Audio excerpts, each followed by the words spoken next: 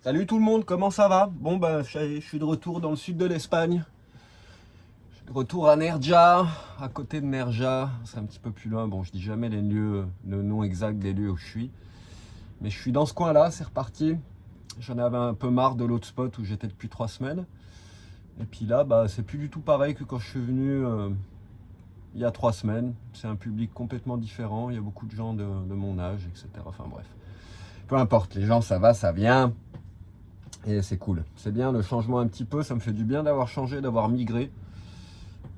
Parce que là-bas, bah, c'était sympa, mais c'était aussi beaucoup de camping-caristes, allemands, hollandais, etc., qui communiquent bah, pas trop, voire pas du tout, en fin de compte, qui sont dans leur monde, dans leur camping-car. C'était marrant, c'était un espèce de mélange de hippies et puis de camping-caristes du nord de l'Europe.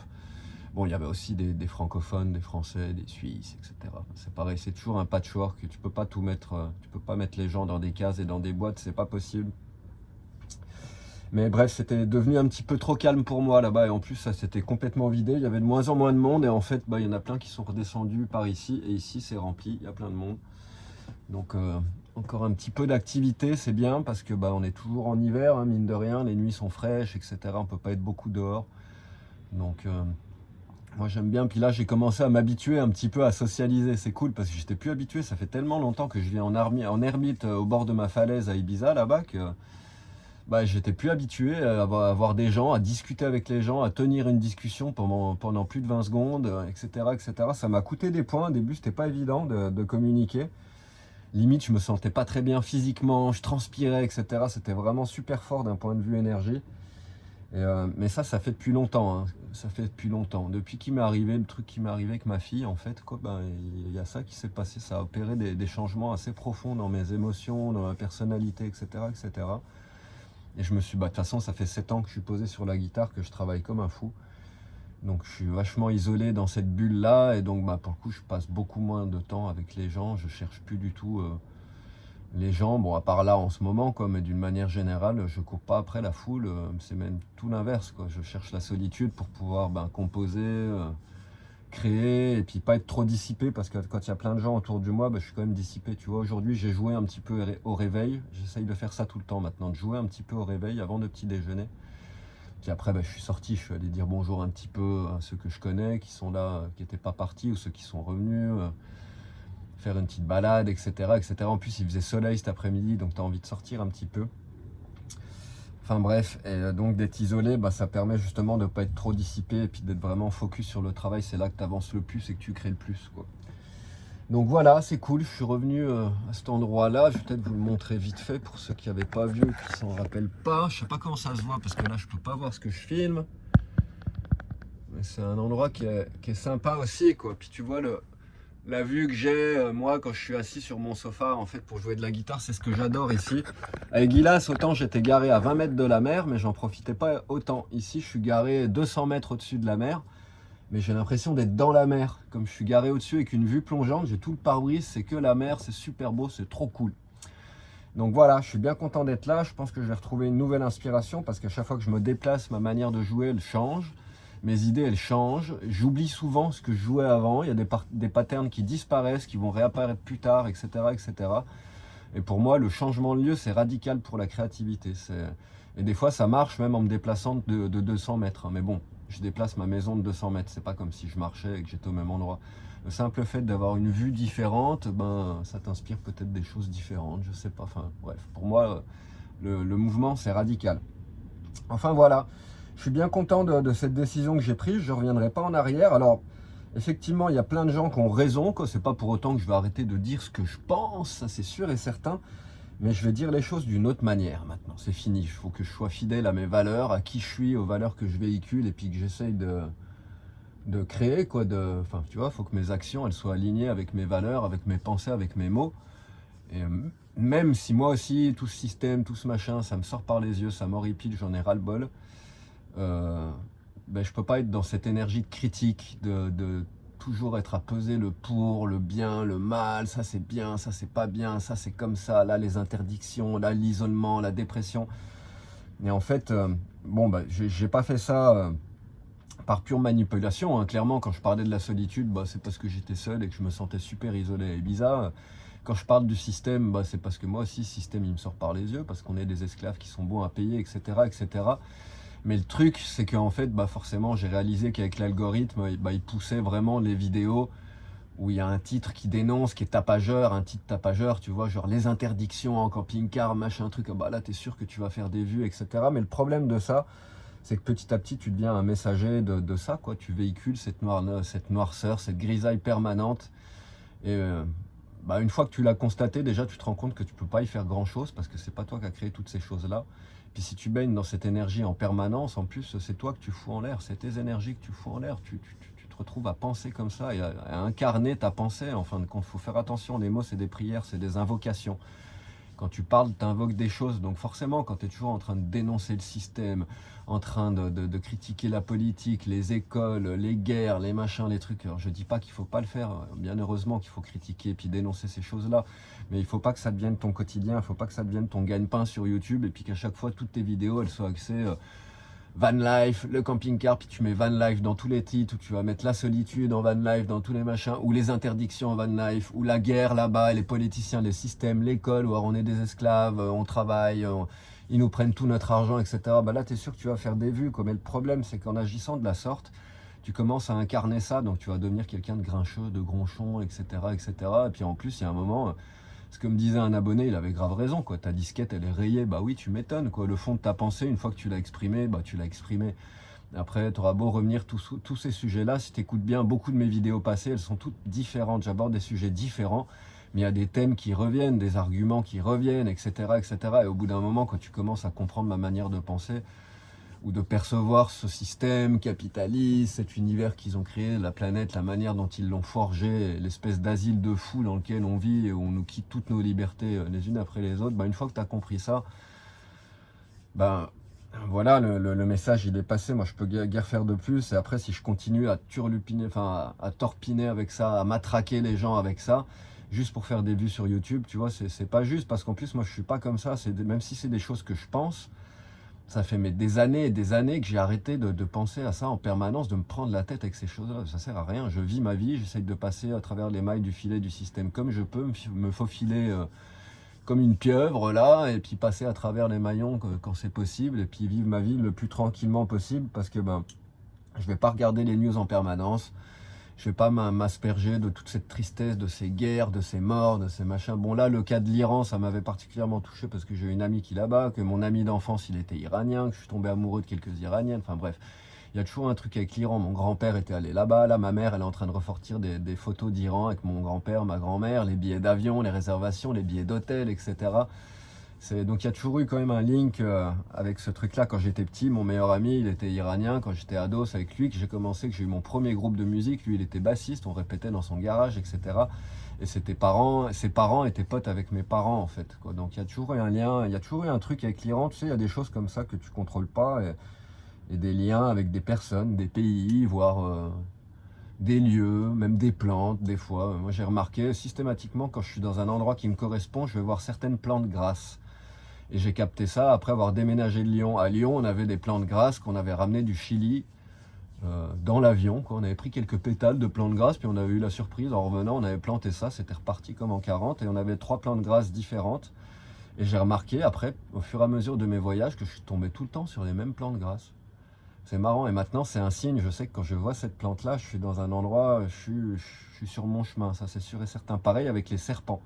Je me suis rendu compte que déjà moi je suis serpentaire, hein. Je ne suis pas sagittaire, je suis né le 16 décembre, et le 16 décembre c'est le 13e signe, le signe qui a été effacé de l'histoire, etc., etc. Mais la réalité c'est qu'on passe par 13 constellations, pas 12. Donc il y a un 13e signe qui est le serpentaire. Il a un petit peu, si ce n'est le même signe que la médecine, tu vois, avec le serpent enroulé, etc. Et donc, ça c'est pareil, il y a très longtemps, j'ai remarqué que je voyais des serpents tout le temps, quoi. J'en ai vu à Lyon, sur les quais de Saône, dans la forêt, j'en ai vu au Pérou, dans la jungle, j'en ai vu au Boom Festival, dans l'eau, j'en ai vu au Spirit, j'en ai vu... Enfin, pratiquement à chaque fois que je me déplace à un endroit où je vais rester, où ça va être un chapitre important de ma vie, il va y avoir des serpents.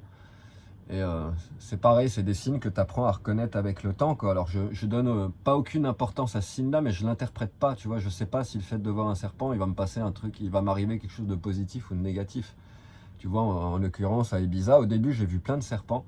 Et après, il a commencé à m'arriver plein de couilles et puis plein de problèmes, et j'ai plus jamais revu de serpent.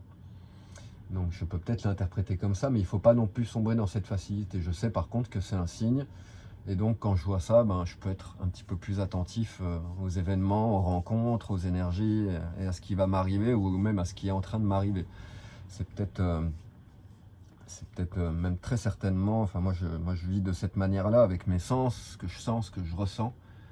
J'essaye de ne pas me faire formater le moins possible, et d'être vraiment dans la sensation, dans le feeling. On a des sens qui sont très aiguisés, c'est pas pour rien, et j'essaye vraiment de me laisser diriger par eux. Donc bon, faut faire attention, parce que des fois ça peut être des pièges aussi. Si tu commences à voir des signes partout, c'est pas bon non plus, quoi, parce que tout n'est pas signe. Le random, ça existe, la chance, ça existe aussi, les choses pas programmées qui arrivent parce que c'est un enchaînement de pas de peau, de trucs, ça arrive aussi. Donc tu peux pas tout cataloguer comme des signes. C'est qu'avec les années, plus tu vieillis, plus tu apprends à reconnaître ces signes-là quand ils apparaissent en fin de compte. Pour peu que ça en soit, tu vois, c'est peut-être juste ma croyance à moi, et pour le coup, le fait d'avoir élaboré, créé cette croyance, pour le coup, elle s'incarne, quoi, tu vois. C'est peut-être pas une réalité du tout, j'en sais rien, mais dans tous les cas, j'ai remarqué ça. C'est pas moi qui ai une croyance avec les serpents, quoi. C'est juste à force d'en voir, mais j'ai remarqué qu'à chaque fois, c'était dans des moments particuliers, dans des lieux particuliers, et que c'était pas anodin quand je voyais ça. Donc je commence à compiler ça, en fin de compte. Et c'est pareil, les Tibétains, ils fonctionnaient pareil. J'ai lu ça dans un livre. Je crois que c'est Le Chemin des Nuages Blancs. Si vous n'avez pas lu ce bouquin, mais lisez-le. C'est une petite merveille de quand le Tibet n'était pas encore ouvert et qu'il allait se faire envahir par la Chine.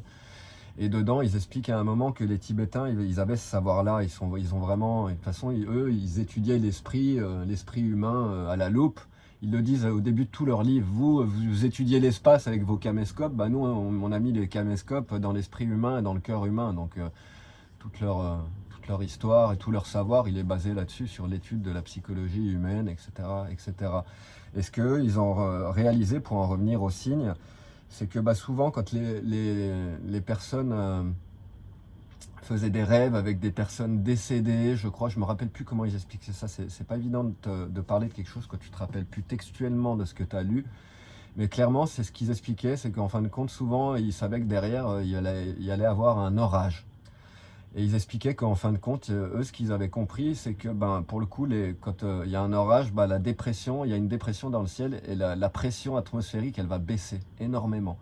Et ils expliquent que quand la pression atmosphérique, elle baisse, ça pousse ton âme dans ses retranchements, en fin de compte, derrière certaines barrières où elle ne va pas d'habitude, et c'est ce qui fait que pour le coup, tu vas rêver de personnes décédées. Enfin, je ne me rappelle plus comment c'était expliqué, mais c'était super intéressant. C'est dans ce livre-là, en tout cas, que j'ai lu ça. Ou dans le livre tibétain des morts, c'était l'un ou l'autre, je sais plus. Enfin, tout ça pour dire qu'effectivement, tu vois, quand tu vois des choses récurrentes, puis eux, ils ont dû observer la même chose, que quand les personnes faisaient ce type de rêve, généralement, derrière, il y avait un orage, donc ils ont commencé à comprendre et assimiler ce truc. Et les signes, c'est comme ça que tu les reconnais, c'est à force de récurrence, quand ils se répètent en fin de compte, quoi. Force d'avoir vécu ça 15 fois, au bout d'un moment, tu commences à comprendre que c'est un message de l'univers, un petit peu, quand il t'arrive ça et quand tu vois ça.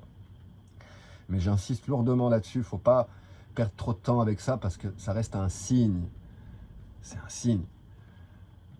Que en plus, c'est toi qui penses que c'est un signe, c'est peut-être ta croyance, quoi. Donc, il vaut mieux être vraiment dans le réel tout le temps, et être dans le présent, dans le moment présent, et puis pas trop perdre d'énergie avec ça, et puis commencer à avoir des signes partout, parce que là, ça va être terrible, et puis tu vis plus non plus, et puis tu vas même te priver de connexion avec certaines personnes, de certaines expériences, de certaines opportunités, etc. Parce que tu as vu un signe. Ça se trouve, le signe, il était que dans ta tête en plus, tu vois. Donc, il ne faut pas perdre trop de temps avec ces choses-là, quoi. Moi, je ne perds pas mon temps avec ces trucs-là. Je perds mon temps avec une seule chose qui n'est pas une perte de temps, c'est la guitare. C'est le seul truc qui monopolise ma pensée, ma créativité, mes actions. Là, je sais que je perds bien mon temps. C'est pas mal, j'apprends quelque chose qui me rend fier, j'essaye de créer quelque chose qui soit beau, qui me soit propre, et en plus ça permet à certaines personnes de voyager, et puis d'écouter un peu de musique, et d'avoir un moment de détente, de décontraction, etc. etc. Donc je sais que c'est pas une perte de temps, et je mets mon énergie là-dedans. Et puis voilà, maintenant la chaîne YouTube, elle va prendre cette direction-là.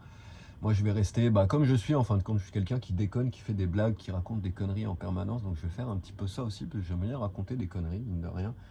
Et je vais quitter toute cette lourdeur de la chaîne YouTube dont je vais plus aborder de thèmes de géopolitique, de gouvernement, de machin. À moins, tu vois, qu'il y ait vraiment un gros truc qui se passe et puis que je trouve que c'est important d'en parler. Ou qu'il m'arrive quelque chose et que j'ai besoin d'en parler, de le communiquer. Je ne vais pas me priver de parler non plus, mais ce qui est sûr, c'est que même quand je vais parler de ces choses-là, si j'en parle, je vais le faire d'une toute autre manière. Ça sert à rien d'être toujours dans, dans le noir, là, dans le négatif et toutes ces choses-là, parce qu'au final, c'est moi que je suis en train de manger en plus. Puis comme beaucoup le disent si bien, de toute façon, je ne mettrai personne jamais d'accord. Donc j'ai beau parler aussi bien politiquement correct, sans trop insulter, en respectant tout le monde, en me positionnant pas trop, en jugeant le moins possible, en mettant pas les gens dans des cases, etc., etc., etc. Au final, ça conviendra jamais à tout le monde et j'aurai toujours des trolls, des gens qui viennent commenter pour envoyer leur venin. Et le problème, c'est que comme j'ai mis comment on dit, putain, je perds mon français, moi, tout le temps en Espagne, un pied d'honneur à, à répondre à tout le monde, ou au moins mettre un merci, un petit message, des cœurs, tu vois, quelque chose pour que la personne, elle voit que je suis là et que je lis et que, je suis pas là qu'à faire ma pub, à faire des vidéos, à balancer ma musique, etc. Mais je lis aussi vos commentaires et vos pensées. Et moi, je trouve ça super important, parce que c'est ma chaîne, vous êtes mon public, on est une communauté, en fin de compte, de gens qui pensent un petit peu de la même manière. Et je trouve ça cool de faire ça. Le problème, c'est que faisant cela, je peux pas ne pas voir les commentaires des gens qui trollent, en fin de compte. Je les vois forcément. Et même si plus ça va, plus je suis blindé. Souvent, il y a même des fois où je réponds avec un petit sourire, je mets OK, merci, puis je passe. Comme faisait mon pote à Ibiza, Marco. Il est tout le temps ça, lui, quand une discussion lui plaisait pas, que ça le faisait chier, etc., il te regardait, il faisait un grand sourire, il te disait merci. Et puis c'était un grand merci qui te faisait comprendre que tu le faisais chier, en fin de compte, quoi. Voilà, j'applique ça, mais il y a des fois quand même où j'ai envie de répondre parce que il y a attaque et attaque, tu vois. Il y a le troll de base où là c'est tellement stupide, ça sert à rien, je perds pas mon temps à répondre à ces gens-là généralement. Mais il y a des fois, il y a des attaques qui sont plus subversives, tu vois, où la personne elle est vraiment dans le jugement, mais c'est quand même, tu sens qu'il y a quelqu'un intelligent en face, etc. Mais tu as dit un truc qui lui plaît pas, ou tu fais quelque chose qui lui plaît pas, ou tu as une réalité qui est différente, ou tu penses d'une manière différente, et il vient t'attaquer d'une manière. Donc c'est des fois la limite du respect et tu sens que c'est pour te rabaisser puis pour se positionner au-dessus en fin de compte. Tu vois, moi j'ai raison quoi. Et là ça vient toucher quelque chose parce que c'est vraiment un discours que j'essaie d'aborder depuis le début quoi. Compassion, communication, oublie jamais ça, tes pensées c'est les tiennes, ta réalité c'est la tienne, elle s'applique qu'à toi en plus.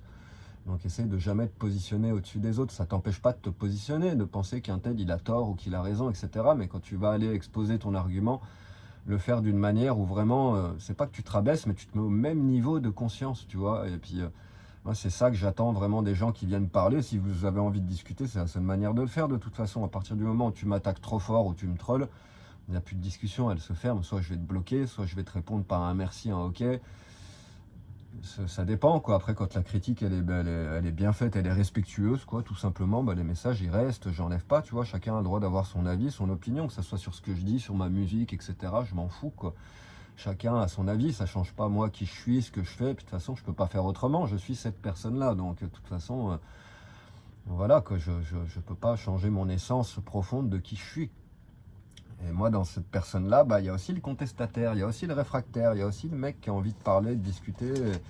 Puis pas de mettre tout le monde d'accord, parce que j'ai fini par comprendre qu'on pouvait pas mettre tout le monde d'accord, quoi. Mais j'aimerais bien que le monde y change, quoi. Et pour que le monde y change, faut que les gens ils apprennent à communiquer, à parler, à échanger d'une manière qui soit beaucoup plus saine et qui soit beaucoup plus prolifique et fructueuse pour qu'on puisse créer une société qui soit différente. Et force est de constater qu'aujourd'hui, de toute façon, voyant l'état des communications, et je le vois même sur ma page, parce que c'est pas une page qui est là pour diffuser de la haine, des messages de. Enfin, tu vois bien le délire un petit peu, quoi. Je suis juste un hippie en marge du système qui fait profiter un petit peu les gens de sa vie, parce que comme ça me permet de vivre aussi. Je vous donne plein de musique gratos, etc., etc. Enfin bref, le message, il est quand même assez simple. Tu vois bien que je suis pas un psychopathe qui viole des enfants et puis qui bouffe des parties de cadavres pendant des rituels sataniques. Je crois que c'est clair, quoi. Donc c'est ça que j'aimerais bien que la plupart des gens ils se rappellent. On est du même côté de la bataille, quoi. Même si tu penses différemment, etc., etc. Que des fois je t'emmerde parce que j'ai une réflexion à la con, que je me suis trompé, que j'ai mal analysé telle ou telle chose. Ça change pas que je suis un gars du peuple comme toi, quoi, en fin de compte, quoi. Et tous ceux qui regardent ma chaîne, on est tous des gens du peuple. Il n'y en a pas des gens d'Aout sur ma chaîne, j'en ai pas vu encore, j'en ai pas senti pour le moins. Il y en a peut-être bien caché. Mais je pense pas, j'ai l'impression que c'est tous des gens comme nous, en fin de compte, tu vois, on est des gens simples, quoi. Par contre, on n'est pas tous dans le jugement. Dans les commentaires, je reçois plein de commentaires d'amour, mais qui sont dans le jugement aussi, hein, qui viennent démonter quelqu'un qui a mis un commentaire qui leur plaisait pas, ou que bidule. C'est pas évident, quoi. Donc voilà, moi, autant que je continue à propager ce message d'amour, de compassion, mais si je veux le faire bien et puis que ça marche et que ça touche les gens, bah, je suis obligé d'être du côté positif, du côté de l'amour. Donc je peux pas être du côté contestataire, réfractaire, grogner en permanence, parce que déjà ça sert à que dalle. C'est pas comme ça qu'on va changer les choses.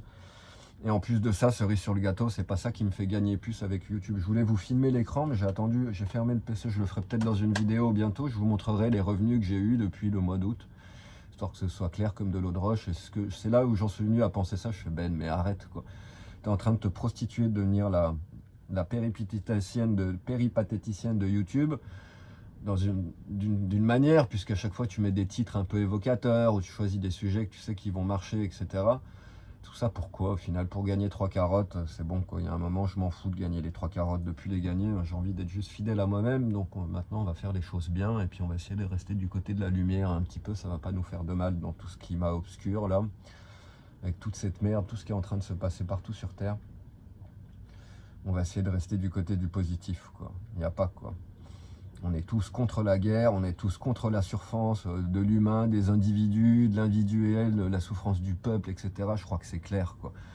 Maintenant, ça sert à rien de grogner, il faut qu'on s'allie dans l'amour, dans la paix, dans la tranquillité, qu'on apprenne à communiquer, sinon on n'arrivera jamais à renverser ces gouvernements, ces millionnaires, ces machins. On est dans un micmac pas possible, on est pris en otage, c'est des populations, c'est toute la planète qui est prise en otage par ces gens-là. Et qu'est-ce qu'on va faire? On va tous sombrer dans le désespoir, dans la dépression, puis être tous en train de grogner, de critiquer en permanence de trucs, et déjà ça change rien. Il vaut mieux être dans l'action. Alors souvent, je vois des gens qui me commentent ça, ils font, et toi, tu fais quoi dans ton van, quoi? Bah, moi, je fais ça, tu vois, je fais de la guitare, quoi. Je fais de l'art, et l'art, c'est super important pour l'être humain. C'est la seule chose qu'on a pour s'évader, hormis la nature, l'amour, le sexe, la bonne bouffe, tu vois, il n'y a pas grand-chose pour voyager vraiment, quoi. Et l'art, c'est vraiment super important. C'est pas pour rien que c'est sacré, l'art, quoi. C'est la chose la plus sacrée, c'est la plus belle chose qu'on fait. Bah moi, c'est ce que je fais. En plus, je diffuse gratuitement sur les réseaux, etc. Tout comme quand je joue dehors pour tout le monde, ou quand je fais des concerts gratos pour tout le monde, ou quand je joue dans la rue et que tu donnes 5 centimes si tu as envie. C'est pas le but, de toute façon. Ce que tu peux faire de plus noble, de toute façon, quand tu as trouvé ta voie sur cette planète, eh ben, c'est de donner ce que tu produis, ce que tu fais de plus beau, tu le donnes, tu l'échanges en fin de compte. Et moi, c'est ce que je fais. Donc voilà ma manière de changer le monde. C'est ma revendication à travers une musique libre. Je vous envoie plein de musique, je donne mon art à plein de monde, j'apprends la guitare aussi à plein de monde, je donne plein de conseils, etc. Enfin, je suis focus sur l'instrument, je suis un moine de la guitare en quelque sorte, tu vois. J'ai pas de vie hors dehors de mon instrument, je sors pas des masses, etc. Voilà ce que je fais, tu vois, c'est ce que je donne au monde, c'est le plus beau cadeau que je puisse lui donner, et c'est la seule chose que je puisse faire pour le changer d'une manière positive. Apporter, mettre ma petite goutte d'eau, et c'est pas à travers mes mots, à travers mes critiques et mes machins, des trucs, en plus toutes les infos que je donne. Bon, certes, c'est ma vision des choses, elle est peut-être particulière, elle est sûrement différente de celle des autres, et bien heureusement, on est tous différents, mais toujours est-il que l'information que je propage, elle est disponible partout en plus, tu peux la trouver partout, il n'y a pas que moi qui parle de ces choses-là, on est nombreux à dire ces choses-là. D'ailleurs, il y a une partie de mon discours qui s'est forgée à travers les années. La plupart vient de moi, parce que j'ai pas trop tendance à récupérer les idées des autres, voir leurs mots, leur façon de dire les choses. Et en plus, souvent, j'ai remarqué que quand j'avais une idée, quand je réalisais quelque chose, conscience collective, ça se réalisait partout en même temps. Je n'étais pas le seul à penser cette chose-là à ce moment-là. Ça, c'est complètement dingue. Ça m'arrive même avec ma musique. Des fois, je fais de la musique. Avant, quand je faisais de la musique électronique, j'avais une idée, je sortais une basse, un kick, un machin, ça faisait un début. Et paf, au même moment sur Internet, il y avait un mec qui publiait un truc dans la même tonalité, avec pratiquement le même son, etc. Alors qu'on se connaissait pas, et que ma musique, elle n'était pas dispo en ligne, comme si on avait eu la même idée. Et ça s'est passé un petit peu partout sur Terre depuis la nuit des temps. Les pyramides, etc., etc. Il y a des niveaux de conscience, et en fait, la conscience collective, c'est un truc, c'est réel.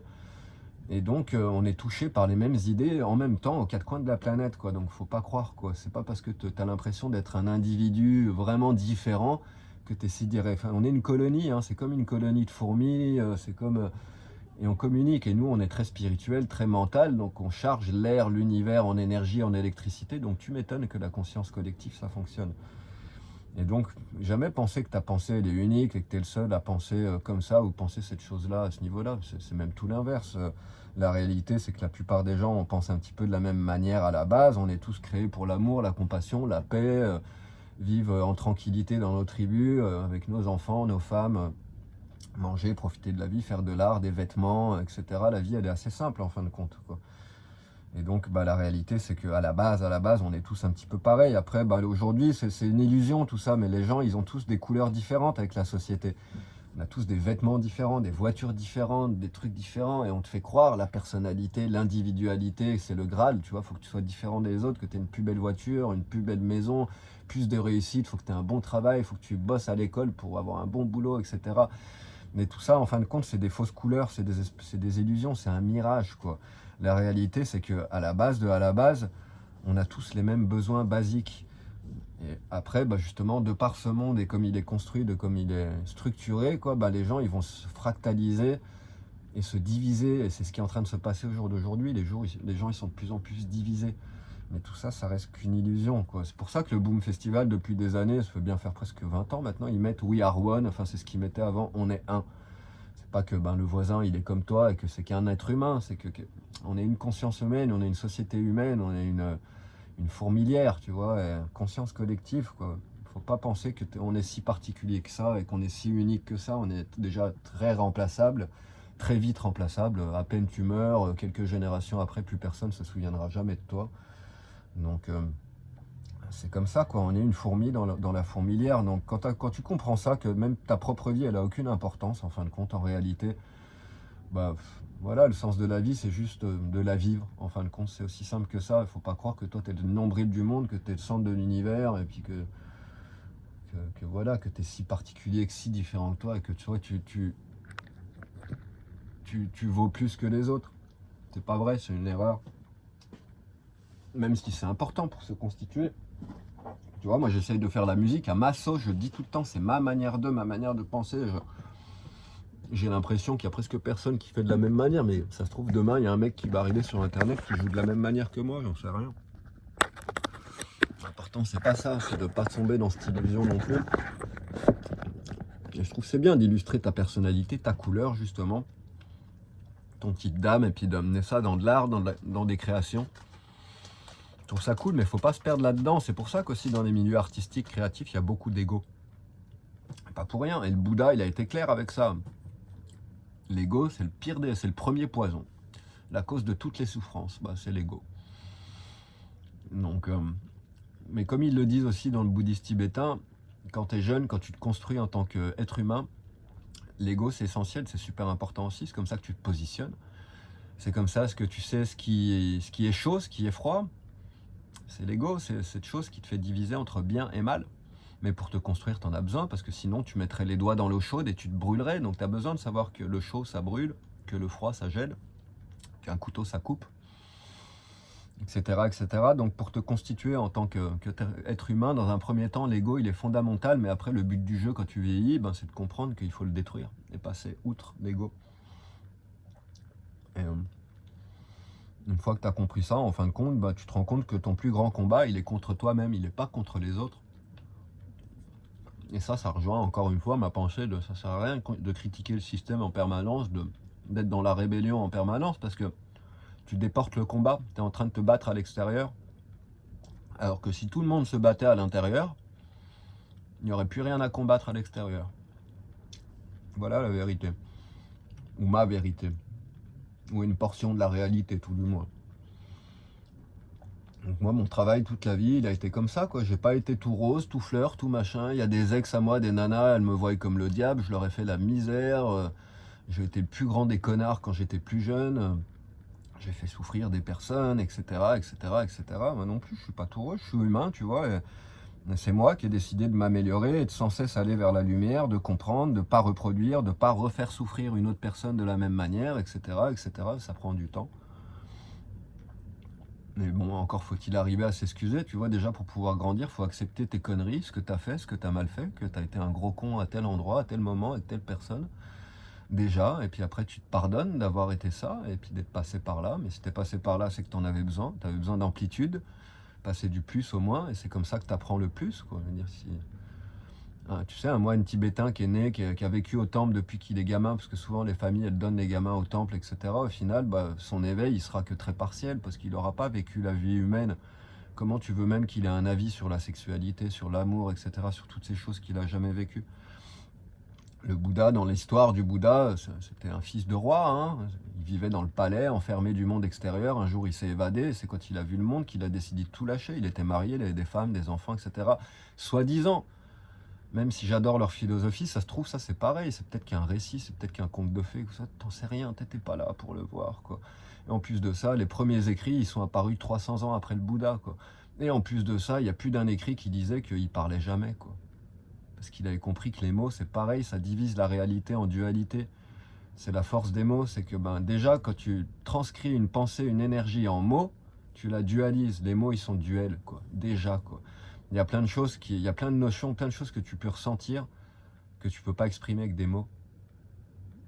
Et voilà pourquoi le Bouddha, je pense qu'il parlait le moins possible, et puis il avait très certainement pas envie que sa pensée se transforme en bouddhisme, et puis qu'il fasse des temples, et puis qu'ils aillent sacrifier des animaux, parce qu'en Asie du Sud-Est, il y a plein de temples, t'arrives, c'est des bouts de carcasse, de viande, de bidoche en train de pourrir sur le temple, avec des fruits, des trucs, c'est des offrandes. Tu vas me dire que ce mec-là, c'est ce qu'il voulait, mais pas du tout, c'est tout l'inverse. Et c'est là que c'est très très dangereux, toutes ces religions, tous ces courants de pensée, tous ces mouvements, parce que systématiquement, c'est des mecs qui veulent que les gens ils pensent par eux-mêmes pour sortir de l'esclavagisme. Le Christ, il voulait libérer les gens des esclaves romains, de machin, enfin je sais plus qui oppressait qui à l'époque, moi je suis pas un historien ni rien. Le Bouddha, je sais qu'il voulait libérer les hindous de l'hindouisme, etc. Enfin bref, c'est toujours la même chose, c'est des gens qui parlaient, qui prenaient pour que les gens ils pensent par eux-mêmes et qui se libèrent. Et au final, ça a fait quoi? Ça a créé des mouvements de pensée, des églises, des temples, des machins, où les gens, ils appliquent et ils pensent plus par eux-mêmes, et ils sont dans un carcan religieux, quoi. C'est n'importe quoi, donc c'est là qu'il y a quelque chose de foireux là-dedans. Et l'autre jour, j'y pensais, je me dis, mais en fait, c'est logique, quoi. Tu le dis tout le temps, quoi. La pire chose que tu puisses faire, c'est écrit dans les livres bouddhistes aussi, c'est expliquer ou instruire ou donner le bouddhisme à quelqu'un qui ne l'a pas demandé. Mais le problème de toutes ces religions, moyens de, courants de pensée, etc., c'est exactement ce qu'ils font, quoi. Et même le Bouddha, je ne sais pas s'il prêchait en extérieur. Dans certains récits, apparemment, il parlait, etc. Quand tu fais ça, tu es en train d'exposer ta philosophie, ta science à des gens qui ne l'ont pas demandé. C'est pas des gens qui étaient en recherche comme toi, qui étaient en train de méditer sous un arbre pendant 7 ans et bidule, et puis vous êtes rencontrés parce que vous étiez sur le même cheminement, etc. Non, c'est des gens qui t'ont entendu parler, donc qui te voient comme le Messie. Et voilà comment tout part en couille en fin de compte, quoi. Et voilà, en fait, je crois pourquoi quand tu commences à toucher, à saisir certaines choses, il faut mieux les garder pour toi. C'est dangereux. C'est pire qu'une arme, ces trucs-là, parce que les gens, ils sont tellement désespérés pour avoir de l'espoir, pour avoir une meilleure vie, pour avoir tout simplement plus de compréhension, savoir pourquoi ils sont sur cette planète, pourquoi ils sont là, quel est le rôle de leur vie, quel est le but de leur vie, quel est le sens de la vie, etc., etc., que quand il y a quelqu'un qui arrive avec un début d'explication, ils remettent les clés du savoir et de la compréhension dans les poches et dans le pantalon de ce mec-là, et ça, c'est pas sain. Pareil avec ce qui se passe aujourd'hui avec Sadhguru, etc., même si selon moi, aujourd'hui, lui, c'est le plus grand penseur de la planète, il a une manière d'exprimer les choses que j'adore, je ne peux rien critiquer de tout ce qu'il dit. Mais encore une fois, ça provoque un culte, quoi. C'est des dizaines de milliers de personnes qui se réunissent, qui vénèrent Sadhguru comme machin bidule. Alors espérons que ce soit un mec sain vraiment et qu'il n'y ait pas encore une face cachée derrière qu'il ne montre pas et qu'on n'a pas vu, parce que derrière c'est en train de générer exactement ça aussi. C'est presque une religion aussi. Et le problème de ça, c'est que tous ces mecs ils prennent la même chose. Ils veulent que les gens ils pensent par eux-mêmes, mais à trop s'exprimer avec une manière trop fine et puis une perception trop exacte de la réalité, les gens ils se sentent démunis et ils pensent qu'ils sont pas aussi puissants que lui, et puis maintenant ils vont penser comme lui, quoi. Et ça devient super dangereux, parce que si ce mec demain il se met à dérailler et puis à faire n'importe quoi, les autres ils vont suivre, quoi. Donc penser par soi-même, et puis voilà, je le répète, quoi, je pense qu'on n'a pas besoin d'être un philosophe, on n'a pas besoin d'être toute la journée à penser. Tu sais, il le dit souvent, quoi, les petites discussions, c'est les discussions du climat. Une discussion moyenne, c'est quand tu parles sur le dos des gens, quoi. Et puis une grande discussion, c'est quand tu vas parler de philosophie, d'amour, de machin, de trucs. Mais en réalité, il n'y a pas de petites discussions. Parler des nuages qui passent, de la beauté du ciel, là le soleil se couche, commence à avoir des couleurs dans le ciel, ça se dégrade sur toutes les tonalités de couleurs, etc. Pourquoi ça serait pas cool de parler de ça aussi, et ça aurait pas moins de force et d'importance que de parler d'amour, de compassion, etc., etc. Surtout quand tu te rends compte justement de la dangerosité et que, en fait, toucher ces sujets-là, ça peut devenir des armes en fin de compte. Est-ce qu'il ne faudrait pas mieux rester dans la simplicité, sachant qu'en plus, la vie réelle, le moment présent, il est simple. Tu te lèves le matin, soit tu vas faire ton sport, soit tu vas faire ton petit déj, tu vas mettre ta journée en route, tu vas aller travailler, etc. Enfin, tu vois bien, quoi, la vie, elle est super simple. Tu n'as pas besoin d'être là, de casser la tête toute la journée à penser à la réincarnation, à penser au chakra, à penser à la méditation, à penser à la médecine, à toutes ces choses-là. En fait, tu peux vivre des journées qui sont très belles en ayant des pensées qui sont très simples. C'est ça que je veux dire. Même moi, j'ai pas besoin d'être sur la guitare tout le temps en permanence, même si j'y passe beaucoup de temps. Ça peut arriver des fois qu'il y ait des journées, 2-3 jours où je la touche pas trop, etc. Et je choisis d'être dans la simple contemplation. Je fais pas grand-chose en fin de compte, quoi. Je vais marcher, je vais profiter de la nature, regarder un petit peu dehors. Mais regarder vraiment, je vais regarder, passer beaucoup de temps à regarder une fraction de la montagne, essayer de regarder un peu toutes les formes, tous les arbres, les couleurs, etc., etc. Et puis essayer d'avoir une vie simple, quoi. Je pense que c'est encore... en plus, aujourd'hui, c'est une des clés pour vivre bien, vu que tout est cher et que... on le voit bien, plus ça va, moins on a d'argent pour rien, quoi. Bah, en fait, en plus, te permettre cette simplicité, c'est de simplifier la vie économique en plus. Donc c'est génial, ça t'enlève un poids aussi, quoi. Donc, et quelque part, très rapidement, bah, ces courants de pensée, ces religions, ça apporte vite des complications, bah, parce qu'il faut faire des compromis pour penser comme eux, s'habiller comme eux, manger comme eux ils le disent, méditer comme eux ils le disent. Et même le bouddhisme, il est devenu comme ça, hein. Le Theravada, le Mahayana, etc. Ça s'est divisé en branches et en branches, de branches, de branches, de branches, de branches. Au final, ça ne veut plus rien dire. C'est des mecs qui étudient ça depuis 2000 ans. Toi, en tant qu'occidentaux, quand tu lis leurs textes, souvent, tu n'arrives même pas à comprendre. C'est trop imagé. Il y a trop de noms de déités, même des noms qui ne sont pas traductibles. Tu ne peux pas les traduire en français, etc. Donc, tu peux avoir qu'une approche des notions qu'ils abordent, etc., etc.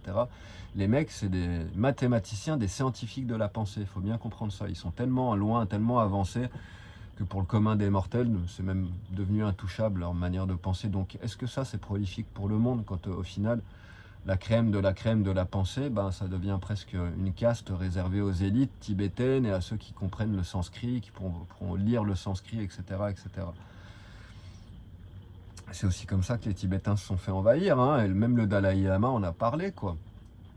C'est en s'ouvrant pas au monde, c'était le pays interdit où personne n'était rentré, il y avait eu que quelques occidentaux qui étaient rentrés, ils voulaient pas d'étrangers, quoi.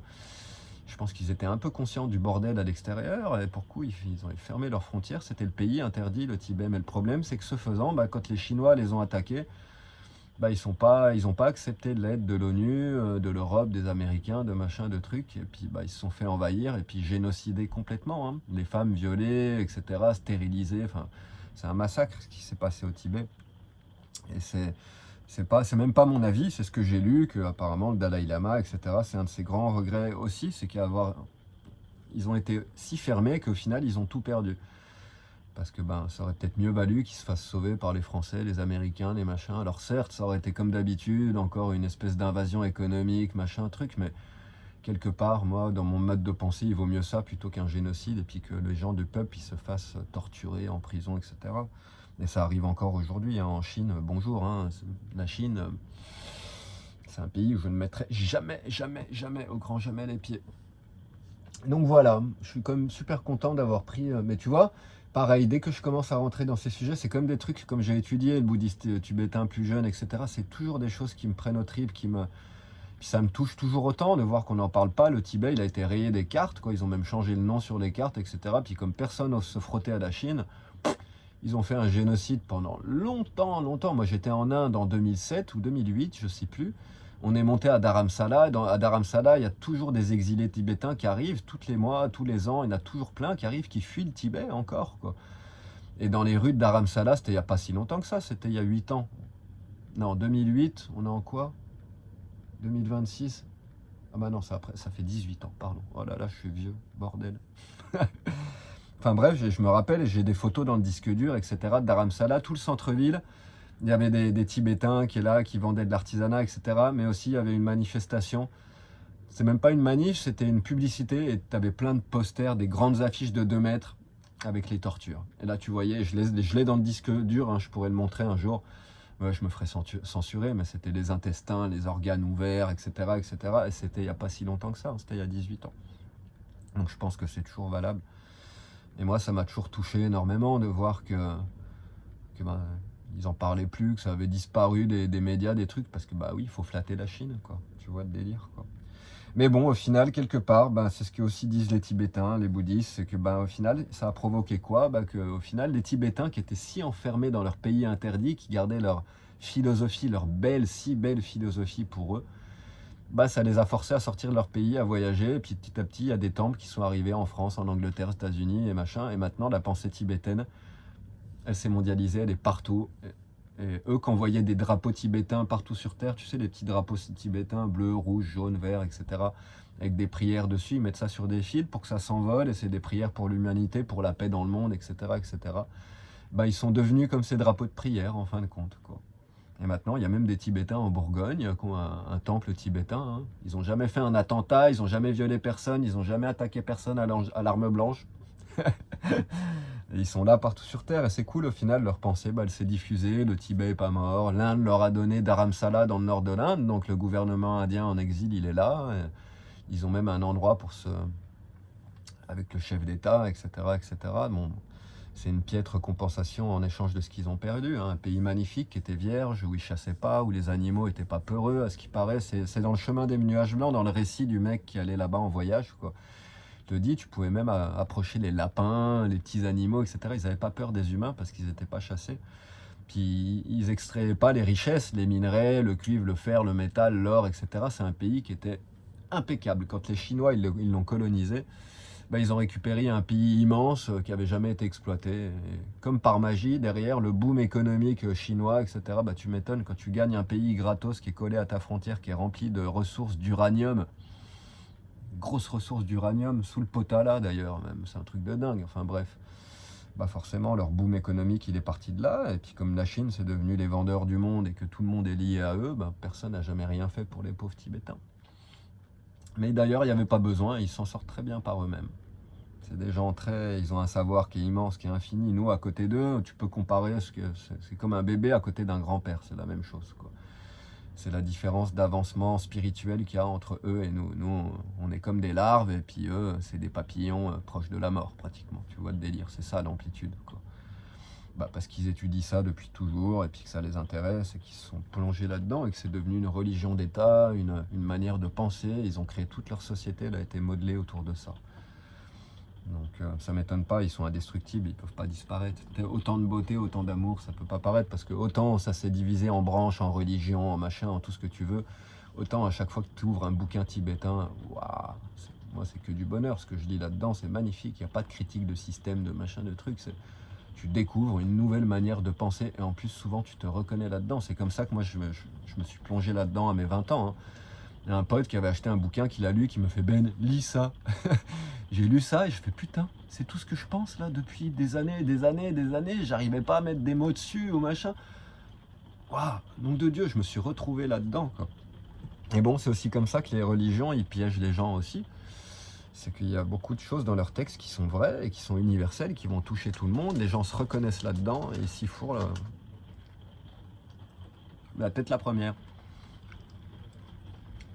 Bah moi, quand j'ai commencé à voyager, j'en suis vite ressorti, hein. Je les ai vus, les temples, je les ai vus, les moines, tous en orange, toute la tête rasée, tout machin, tout. Puis j'en ai pas vu beaucoup qui avaient l'air très éveillés. J'en ai vu beaucoup avec des montres, avec des téléphones, avec des machins, avec des trucs. Puis c'est là que j'ai tilté, quoi. Je fais, bah, en fait, ça aussi, ça s'est transformé en religion, pareil, quoi. Bien dommage. Mais bon,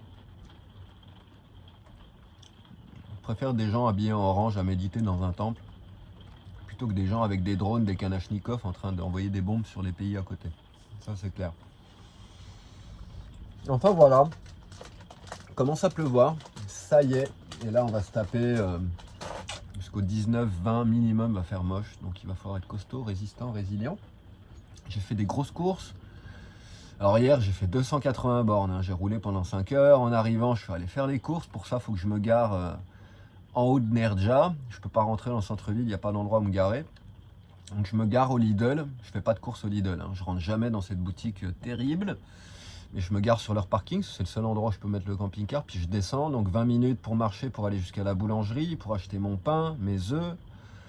Qu'est-ce que je leur ai pris d'autre? Un truc aux amandes. Et puis un pot de miel, 1 kilo de miel, 7 euros. Ou 7,90. Ça a même baissé, l'autre coup c'était 10 je crois, quoi. Super bon miel de montagne, etc. Faut se poser les bonnes questions, hein. En Espagne, il y a quand même une qualité de vie parce que les prix sont tellement plus bas. Enfin bon, je dis ça, j'ai pris la route, j'avais regardé sur mon application pour voir le prix à la pompe du diesel. J'ai repéré une station la veille où il était à 1,35, j'y suis allé le lendemain en partant, le temps d'arriver c'était monté à 1,60. Sur la route j'ai pu trouver 1,49,9, donc 1,5. Et donc voilà, j'ai fait ça, je suis arrivé, je suis allé faire mes courses. 20 minutes de marche, 20 minutes retour, 40 minutes. Après je suis allé au Mercadona, c'est un supermarché, chercher des autres trucs. Avant je suis passé au Carrefour, parce qu'il y a Carrefour. Et c'est à Carrefour que je prends mon fromage, ma viande, parce qu'il y a un boucher, etc., etc. Je prends de plus en plus de trucs à Carrefour maintenant et presque rien à Mercadona, parce que j'arrive plus à manger des trucs de Mercadona. Et après ça, il était déjà 10h quand je suis sorti, non, 9h. Et en sortant, je suis allé mettre l'eau, donc à la source, avec les bidons de 8 litres, remplir les 200 litres du camion, enfin 290, parce qu'en plus des 200 litres, j'ai 90 litres en bouteille, ou 100 litres. Donc je suis arrivé là, il était tard, j'étais fatigué. J'aurais dû dormir tout de suite, mais je me suis fait à manger. Et puis au final, je me suis calé sur la guitare. Et ça faisait partie de ces jours où après, j'ai pris la guitare, je pouvais jouer tout ce que je voulais. J'avais un picado super fluide, super précis. Et quand c'est comme ça, j'en profite, quoi. Donc j'en ai profité, puis je me suis couché à 6h30 du matin. Donc je suis un petit peu fatigué quand même, parce que j'ai pas dormi d'image. Je me suis levé à 11h30 en plus, donc j'ai dormi 5 heures. Commencé à aller voir tout le monde, à socialiser, etc. J'ai pas encore mangé, je me suis juste pressé quelques oranges, je me suis fait mon petit feuilleté aux amandes. Donc là, je vais pas tarder, je pense, à cuisiner quelque chose. Mais j'ai pas très faim. De toute façon, moi en hiver, je mange pas beaucoup. Comme je me dépense moins physiquement et que je sors beaucoup moins parce que il fait moche et que je suis dedans sur la guitare, pour coup, je mange beaucoup moins. Et donc voilà, c'est parti. Là, je vais être en stationnaire pendant quelques temps. Puis avec ce mauvais temps, je vais être beaucoup dans le camion. Donc je vais être beaucoup sur la guitare. C'est dommage que les lives, il n'y a pas de solution. Ça grésille, il y a un son. C'est pas que ça grésille, il n'y a pas que ça comme problème. Ça grésille, il y a un son derrière qui fait bzzz, un truc comme ça. Mais en plus de ça, ça déforme le son de la guitare. Mais un truc de dingue. Il y a des passages, tu as l'impression d'entendre des fausses notes, etc., etc. Alors que c'est pas du tout des fausses notes. C'est juste, ça fait... Ça bend le son légèrement sur certaines notes, certains trucs. C'est dégueulasse. Et il n'y a pas de solution, il n'y a rien à y faire. Déjà, dans YouTube, dans le truc, il n'y a aucune option pour régler le son, les parasites ou quoi que ce soit. Dans mon téléphone, non plus, mais mon téléphone n'a pas de problème. Quand j'enregistre avec mon téléphone et je fais plein d'enregistrements, des vidéos, des trucs, enfin, vous voyez sur les vidéos qui sont faites comme ça, qui ne sont pas en live, il n'y a pas ce grésillement. Donc pourquoi là, quand je fais une vidéo que je vais publier tout à l'heure, c'est nickel, c'est impeccable. Puis quand je me mets en ligne, en direct, il y a le grésillement, parce que ça doit être un peu comme une antenne télé. Là, c'est plus pareil, tu vois, c'est plus des données que tu envoies, c'est du temps réel. Tu es en direct. Ça induit de la latence. La latence, ça induit des parasites, etc. etc. Donc peut-être qu'il n'y a rien à faire. Mais de toute façon, moi, de mon côté, il n'y a rien à faire. J'ai tout essayé, j'ai pas de solution pour ça. Mais je pense que ça vient vraiment de mon abonnement téléphonique. Comme j'ai un abonnement de merde, un petit peu 10 €, tout illimité, etc. etc. Ça se trouve, il y a un problème de latence, de bande passante, j'en sais rien. Je ne suis pas je suis pas un professionnel de ça, donc je sais pas trop de quoi je parle, mais je sais qu'il y a un souci à ce niveau-là. Moi, je peux rien faire, c'est con, parce que sinon tous les jours je me mettrais en live. Je passe tous les jours des heures et des heures, et je ferais un petit peu comme la dernière session live, là où je ferais vraiment du pédagogique, où je vous explique ce que je fais, je commence à donner des cours, etc. Parce que j'ai plein de choses à apprendre, plein de choses. Vu que j'apprends tout par moi-même, j'ai plein de choses à partager, à expliquer. Ça pourrait servir à plein de gens, c'est dommage. Donc quand je changerai d'opérateur, quand je reviendrai en France ou quoi, le problème sera certainement résolu. Mais bon, pour le moment, c'est comme ça. Waouh, je vais vous tourner le téléphone.